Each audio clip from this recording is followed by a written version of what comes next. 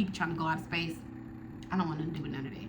The one life that you have to live, be sure you take full advantage of it.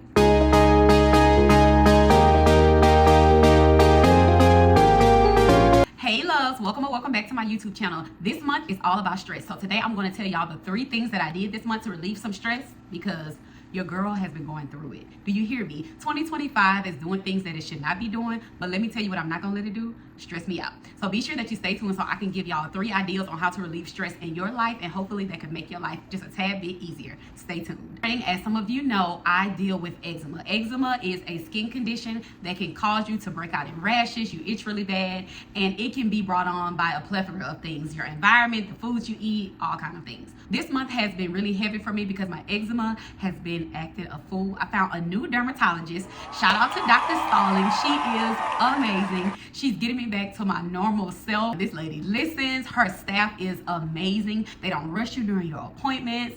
And now I'm getting off track. But as y'all can probably tell by my tone, I am really pleased with my new dermatologist, and I cannot thank her enough for that. When it comes to my skin, it definitely has a toll on me because I've always been a really confident person. I've always dealt with eczema my entire life, and I've never been self-conscious about it. But baby, the way this eczema been cutting up, I haven't been dressing up like I normally do. I haven't been wanting to go to events, celebrate things, and I'm just like, this is not life. We can't live like this.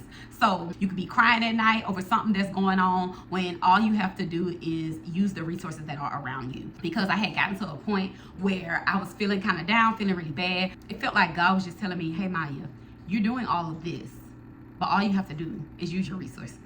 Ask people. You're in a new state. Well, it's not new. I've been here for 5 years, but I've always worked from home. So it's like, if I don't go out, if I don't put myself in environments, then I won't meet people. So what 3 things that I do to relieve stress? And I want to tell you because it truly helped my mental, physical, and my spiritual. The first thing I did, I took time from work. Yes, I work from home. However, I'm really a creative person. When I first got my work from home job, it was because I became pregnant with my 2nd child. I wanted to be home with her. I'm one of those moms. I don't like to just send my kids with anybody, family, friends, whoever. That's just not me. I'm a very hands-on parent. I am very aware. I'm very observant. And I actually enjoy being around my kids. Some people don't. To each his own, but for me it gives me fulfillment. So I wanted to be home with her when I had her. My due date was May 31st. I got hired April 20th. So that meant I got hired, I did training for 3 weeks, and then I was off work for 3 months. Paid leave. Be smart. So did that. I was able to be home with my baby, and even when I did go back to work, it wasn't like I had to leave or find a daycare. So it was extremely convenient, and I always thank God for that because I asked for that. I said I want to be home with my baby, and here it is. She's about to be 5 next month, and I'm still home with her, and I'm ready for her to get out a little bit, but not really. We tried the preschool thing. It didn't work. Your girl is home, so she might be homeschooled, which is okay with me. I'm working on a little plan to try to put myself in a situation where I can do that. So y'all keep that in mind. Back to what I was saying. I took time off from work because when it came to my health, sitting at that desk for 8 hours a day was not the best thing for me, because I started to have chronic back pain, lower back pain, hard to explain. But it wasn't the best for me. It's not physical labor, it's mental labor, because I'm dealing with people on the phone and people are very ignorant, and that bothers my nerves. I get anxiety, my hands start sweating, I want to hang up the phone, but I'm knowing I have to remain professional, which I'm really good at, but they push you. People will press your buttons because they know they're on the other end of their phone. Sometimes you just wanna, but I took time off from work because I needed to. And a lot of people will say, well, I don't have the PTO. One thing about my job, I do appreciate the work-life balance. We get a lot of PTO. We have a lot of benefits. The benefits start from day one. So overall, it's a good job. It's a good career. Some people have been doing it for 20, 30 plus years. I still don't know how I've been doing it for 5, but I'm here. I'm here because I feel like God is trying to teach me a level of discipline that I need to succeed in this next chapter of my life. So I'm still sticking with them. And I can say it's extremely flexible. My oldest daughter has a lot of events at her school and outside of the school, and so I like to attend everything. I always say, as a parent, don't miss things that you cannot repeat. So if they have something and you can make it, or if you have a legitimate excuse, just send them something so they know that you wish you could be there to celebrate that with them. That's the main reason I'm still there with my job. But again, I did take some time off from work just so I can focus on myself and get back to good health.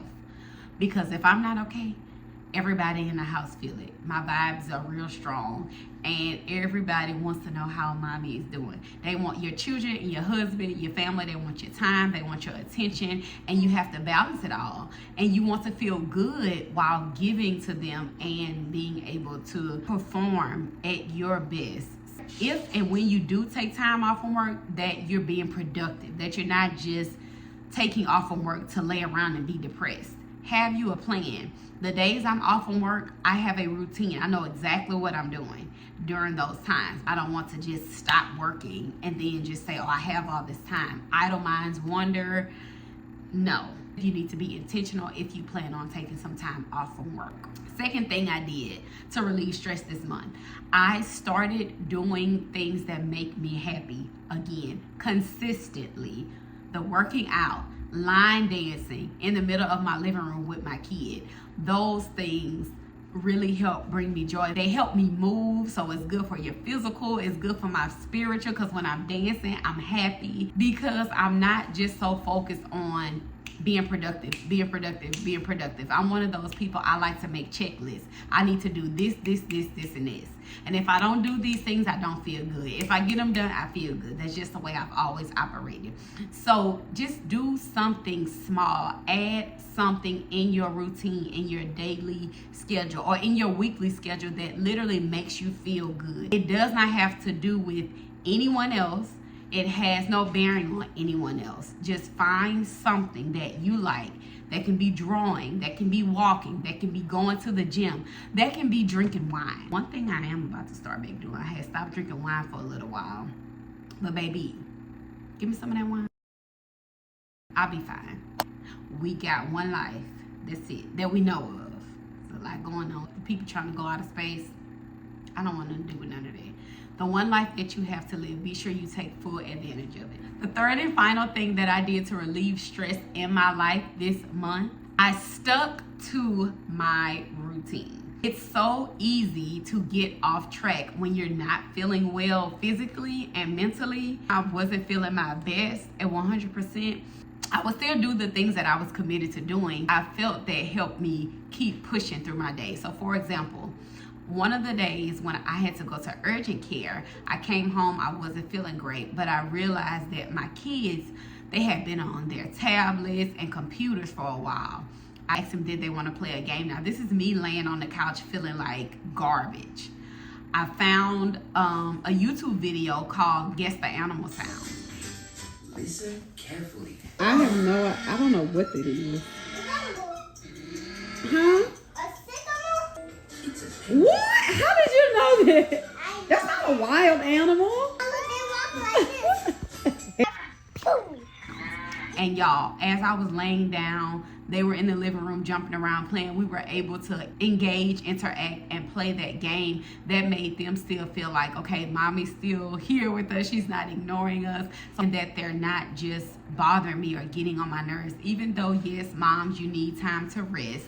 That's one thing you can do if you're not feeling your best. Just still kind of try to have them do something. Another thing that I did when I wasn't feeling my best, I made sure, well, I'm not even gonna take the credit for this.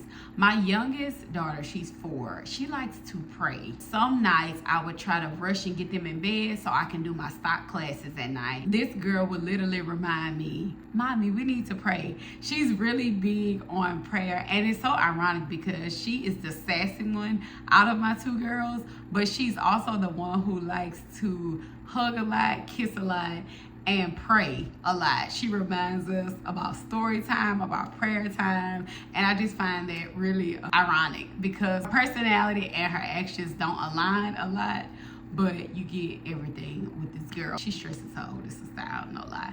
But it's all done out of love. She wants to be just like her big sister because her big sister is amazing. Best grades in her school, definitely in her class, definitely top at the school. Best volleyball player I know. Everybody that meets her just tells her that she is a leader, and they are surprised at her age when they have conversations with her. So, very proud mom here. Love my girls. They keep me going when I'm not feeling my best. They're the reason I still push through. I've come to the end of the video. I want to thank y'all so much for watching. If you are finding that you are stressing from everyday life, be sure to just take some time, step back, get in your word, lay down and rest. Turn those devices off by a certain time. There's just a few things that you can do to kind of settle your thoughts, settle your mind, ask God for guidance, ask God for discernment. And if you are stuck and don't know where to go next, the Bible has your answer if you're Christian based. Be sure that you like, comment, share, and subscribe. And until next Monday, bye.